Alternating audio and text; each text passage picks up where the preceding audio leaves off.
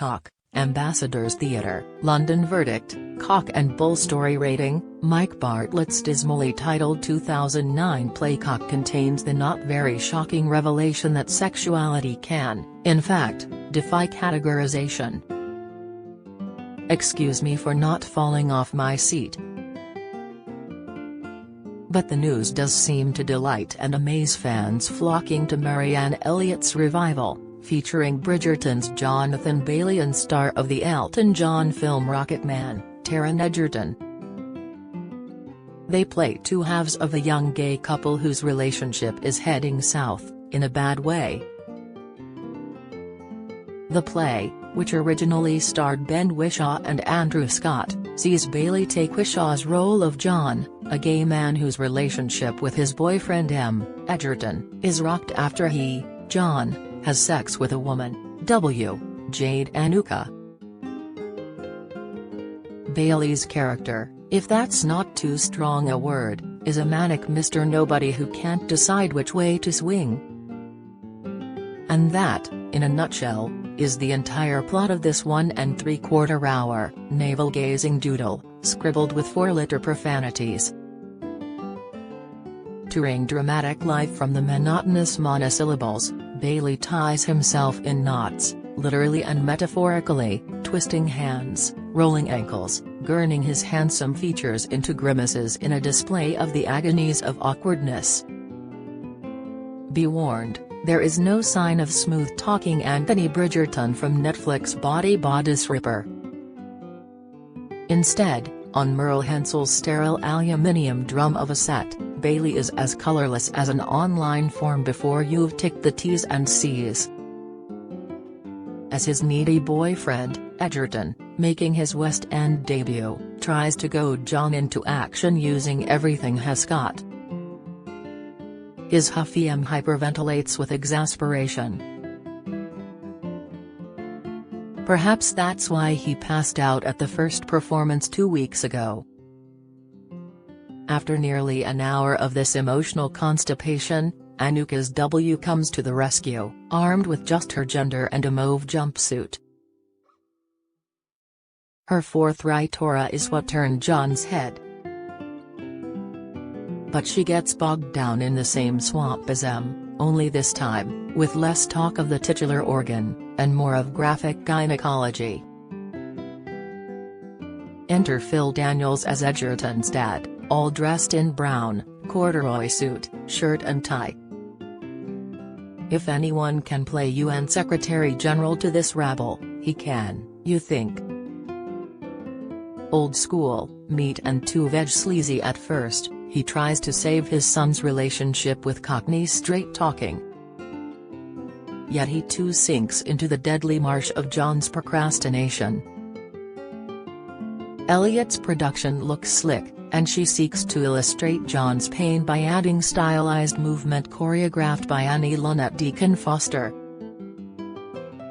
Although meant to represent John's sexual angst, it has the coy side benefit of allowing all involved to mime sex at a safe, clothed distance.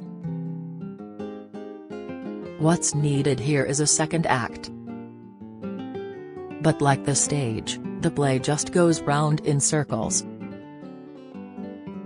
The Red, Original Theatre Online. Verdict, sweet with notes of brambly acidity. Rating, just as circular, but far less conceited, is teetotal Marcus Brigstock's The Red, a semi-autobiographical story about a now-sober man bequeathed a bottle of claret by his father. Brigstock is a recovering alcoholic, and this is a canny tale of temptation for Lent. The wine is not just any old red.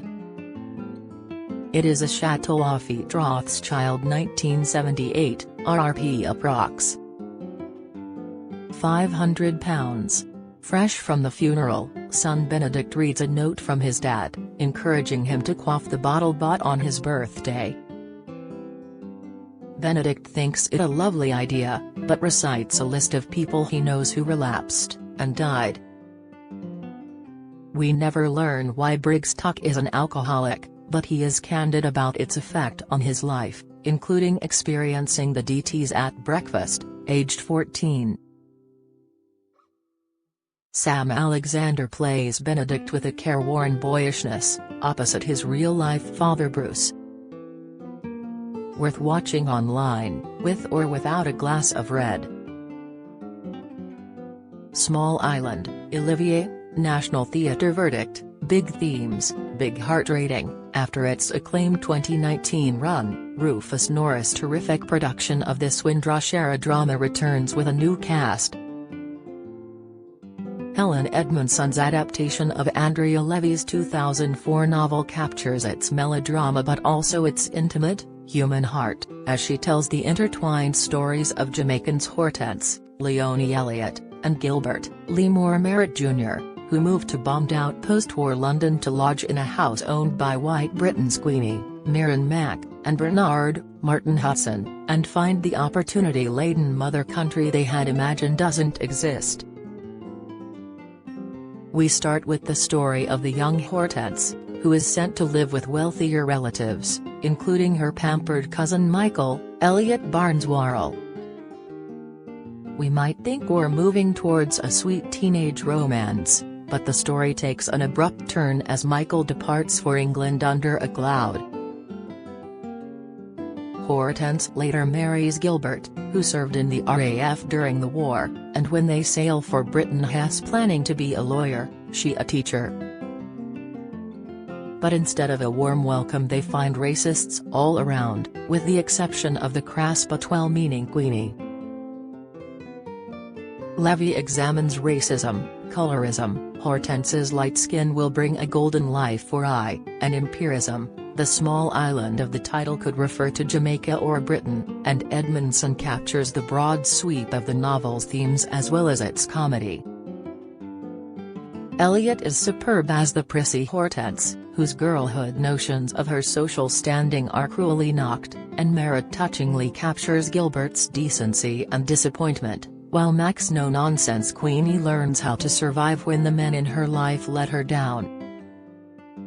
Paul Anderson's lighting differentiates locations, warm colors for Jamaica, washed-out tones for London, and Katrina Lindsay's set utilizes the Olivier stage's revolve and depth to the full in evoking a tropical hurricane or wartime bombing raid, as well as domestic interiors. And the ending, shockingly sad though it is shot through with hope. A triumph. Until April 30th. An hour and a half late, touring verdict, too late, too long rating. Griff Rhys Jonas Peter has his Mac on and keys to the Merc to hand. But Janie D's Laura is running in and out of their Chiswick sitting room, looking for stuff. Excuses, as it turns out. She finally throws herself on the sofa and says she feels like she's on the edge of a precipice.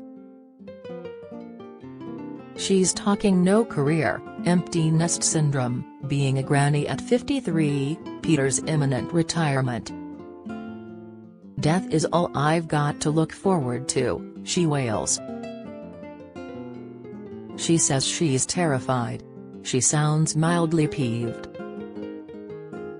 Were these first-world problems being expressed by an actor with less charm than beguiling Janie D? What amounts to an overstretched sketch about the banality of a long marriage would have felt even longer. But then, Belinda Lang's adaptation of the French two-hander by Gerald Seblars is more concerned with length than depth. References to vaccination certificates and Bake Off bring it up to date, but it still feels as past it and irrelevant as Laura does, because there is nothing at stake. The worst that can happen is the dinner date doesn't go ahead. In the dull role of the tax accountant husband with a heart, and pockets, of gold, Rhys Jones tirelessly soothes and strokes. His big reveal is that he will spend his retirement getting stuck into sticky toffee pudding and become unashamedly fat. The program includes Griff's essay drooling over a dessert trolley, a proper, groaning, wheeled pudding vehicle. Another bizarre hymn to the 70s. Laura decides the way forward is to cast off her clinical house-proud tendencies and throw some food around, something Yasmin Al-Razas God of Carnage did better. I shall cherish the climactic moment when Dee's liberated Laura fires Hellman's directly into her mouth, but not the scene in which the couple imagine that their sex lives will be spiced up by separate bedrooms with the sound of a creaking floorboard signaling a night of passion. Very creaky indeed. Legacy, Maria Friedman and Friends, Menier Chocolate Factory verdict, warm and wonderful tribute show rating. As a young singer, Maria Friedman was invited to take part in a star-studded gala in the vast, intimidating Drury Lane Theatre. As she broke into Broadway Baby, a voice yelled from the gallery, "Get off. We want Elaine Stritch." "I thought I was going to die," says Friedman. Instead, she went into the lyric, into the story. "I was that girl trying to get a job." It's Friedman's exceptional ability to find and sound the emotion of every note and nuance of a song's narrative that makes her such a show-stopping, heart-stopping, warm and wonderful performer. "I've always had a soft spot for that little ST in the gods," she twinkles. Stephen Sondheim just happened to be in the audience that night. "Who's that girl?" he asked, and promptly cast her as Dot in Sunday in the Park with George. The rest is musical theatre history. Friedman tells this story early on in this fabulously enjoyable tribute show, which feels like an informal at-home with Maria. Having kicked off her sky-high heels, she introduces us to old friends with whom she has sung for decades, and together they bring alive the best of Sondheim, Michel Legrand and Marvin Hamlisch, who, in turn, became great personal friends until their deaths. Just like Sondheim, she is determined to encourage the next generation of musical singers, welcoming on stage her 19-year-old son, Alfie, who has mastered one of Sondheim's trickiest tongue twisters from Merrily We Roll Along, as well as the choir from the Royal College of Music, all bursting with talent. But Maria is the star, gloriously funny alongside Matthew White and a little priest from Sweeney Todd, desperately moving in both Sondheim's Losing My Mind and a truly mind-blowing new arrangement, by her piano accompanist Theo Jameson, of Legrand's The Windmills of Your Mind. A magnificent legacy, generously shared.